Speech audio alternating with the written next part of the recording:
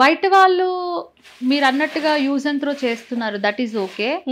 మా సొంత ఫ్యామిలీ కూడా స్టిల్ వాళ్ళు ఇంకా నన్ను ఇట్లనే, అంటే ఇప్పుడు ఎవరైనా పేరెంట్స్ ఏమనుకుంటారంటే మనకి లేకపోయినా కూడా పిల్లలకి రేపటి రోజున వాళ్ళు బాగా బతకాలి, మనకి లేకపోయినా కూడా అనుకుంటారు. అయితే మా పేరెంట్స్ ఎట్లా అంటే, అదే నేను చెప్పాను కదా, ఒక ఈవెంట్కి వెళ్ళాను. ఆ ఈవెంట్కి వెళ్ళినప్పుడేమో వాళ్ళు ఈవెంట్లోకి నన్ను వద్దు అంటే నేను మా ఇంటికి వెళ్ళాను అనమాట.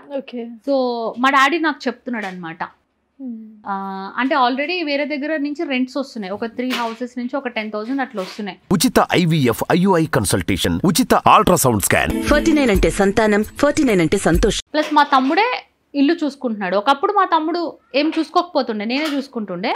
మా తమ్ముడు చూసుకున్నప్పుడు అయితే కొన్ని దగ్గర స్థలాలు ఉన్నాయన్నమాట. మా డాడీ ఏమంటున్నాడంటే ఇప్పుడు ఆ స్థలాలు అమ్మేద్దాం, ఎందుకంటే ఆ స్థలాల వల్ల 1 రూపీ కూడా మనకి ఇన్కమ్ రావట్లేదు కదా. ఆ స్థలాలు అమ్మేసి ఇప్పుడు ఏదైతే 3 houses నుంచి రెంట్ వస్తుంది కదా 10,000 దాకా, అట్లా హౌజులు తీసుకుని రెంట్కి ఇస్తే అప్పుడు 20-30 వేలు వస్తాయి నెలకి, అప్పుడు మాకు తినడానికి సరిపోతాయి అనేసి మా డాడీ అంటున్నాడు. అంటే ఇన్ని రోజులు పేక డాడీ డబ్బులని వేస్ట్ చేసేసాడు కదా, మళ్ళీ ఇప్పుడు ఏమంటున్నాడు అంటే ఏవో స్థలం ఉంది, రేపటి రోజున నా పాప చదువుకో దేనికో ఉంటుంది కదా ఆసరాగా, ఇప్పుడు ఆ పేపర్స్ నా దగ్గర ఉన్నాయన్నమాట. అవి ఇవ్వడానికి కూడా చాలా చాలా పెద్ద పెద్ద గొడవలు జరిగినాయి. అవన్నీ నావి నాకు ఇవ్వడానికి పెద్ద గొడవలు జరిగినాయి. ఇప్పుడు ఏంటంటే ఆయనకి తిరుగుతుంది పురుగు అంటారు కదా, అట్లా అనమాట, ఎట్లన్నా లాక్కోవాలి అనేసి. ఇప్పుడు మొత్తం చూసుకునేది మా తమ్ముడే. ఈయన ఏమి వర్క్ చేయరు, ఇంట్లో ఉంటారు కదా.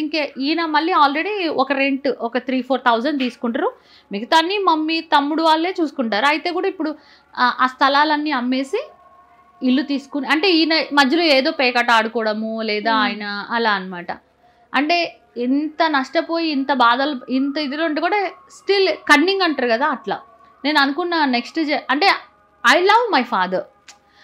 నెక్స్ట్ జన్మ అంటూ ఉంటే దేవుడా ఎందుకు ఇలా ఫాదర్ ఇచ్చావు, ఇలా మదర్ ఎందుకు ఇచ్చావు. సో నేను హడావిడిగా వెళ్ళిపోయాను అనమాట. సో మామూలుగా నైట్ టైంలో నైటీ అట్లా ఏదైనా అయితే మా మమ్మీ ఒక నైటీ తెచ్చిచ్చింది అనమాట. ఇది ఎక్కడిది అంటే ఎప్పుడో కొన్నాను, మా ఇంటి దగ్గర ఉన్నప్పుడే కొనిందంట. అది మా మమ్మీకి పట్టదు, స్మాల్ సైజ్ అనమాట. నేనేమో పిల్లల కోసం చూస్తున్నాను. నెక్స్ట్ మంత్ నాకు సిజేరియన్ లాప్రోస్కోపీ ఆపరేషన్ చేస్తా అన్నారు. ఒకవేళ అప్పుడు వాళ్ళు నైటీ అట్లా వేసుకోమంటారేమో కదా అని నేను మమ్మీకి చెప్పాను, ఇదైతే బాగుంటుంది అనేసి అన్నాను.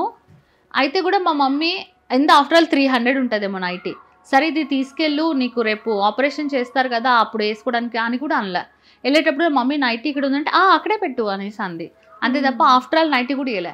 కానీ ఇవాళ రోజున మీరు ఏదైనా చూడొచ్చు, నా షూటింగ్లో కట్టుకున్న శారీస్ మొత్తం 1-2 సార్లు కనబడాక ఆన్ కెమెరా మొత్తం తీసుకెళ్ళి నేను మా మమ్మీకి ఇస్తాను. అట్లా డాడీ చూస్తే అట్లా మాట్లాడుతున్నాడు, మమ్మీ చూస్తే ఇట్లా మాట్లాడుతుంది. మీరు ముఖ్యంగా ఇలా చేంజ్ అయ్యి వీడియోస్ చేసుకోవడానికి కూడా కారణం అంటే పేరెంట్స్ పట్టించుకోకుండా నా లైఫ్ నాకు వదిలేశారు అదొక రీజన్ అని చెప్పి అన్నారు కదా గత ఇంటర్వ్యూస్లో, అది నిజమేనండి? అంటే పేరెంట్స్ పట్టించుకోవడం అంటే ఏంటంటే మా పేరెంట్స్ ఎట్లా అంటే వాళ్ళు బైండింగ్ వర్క్ చేసేవాళ్ళు అనమాట. సో ఇంకా నన్ను కూడా అదే వర్క్ చేసుకుంటూ ఇంకా అంతే లైఫ్ అట్లా అనమాట. నాకేంటంటే ఇలా కాదు ఏదైనా చేద్దాం అది ఇది అని చెప్పేసి. సో షూటింగ్స్కి అడిగినప్పుడు కూడా వాళ్ళు ఎందుకు అదంతా అసలు ఎట్లా సర్వైవ్ అవుతావు అని. ఇక్కడ వచ్చిన తర్వాత ఇంకా నేను తిరిగి వెళ్ళకూడదు, అంటే నేనే కాదు ఎవరైనా హైదరాబాద్ వస్తే తిరిగి వెళ్ళాలని అనుకోరేమో, ఇక్కడే సెటిల్ అవ్వాలి ఇక్కడే ఉండాలి అని అనుకుని ఇంకా నా లైఫ్ నేనే నాకు వచ్చిన దారిలో అట్లనే నేను వెళ్తూ ఉన్నా. వాళ్ళకి చాలా రోజుల దాకా ఏం తెలీదు అసలు ఏంటి రొమాంటిక్ షూటింగ్స్ నేను చేస్తున్నా అది కూడా తెలీదు. తర్వాత తెలిసింది, తర్వాత చాలా గొడవలు అయ్యాయి. బట్ నేనేంటంటే బికాజ్ నేను ఇక్కడ ఉన్నాను కాబట్టి ఈ కష్టాలు ఏంటి నాకు తెలుసు, వాళ్ళకి అది అర్థం కాదు. నా లైఫ్ నా డెసిషన్ నేను తీసుకున్నాను అట్లా.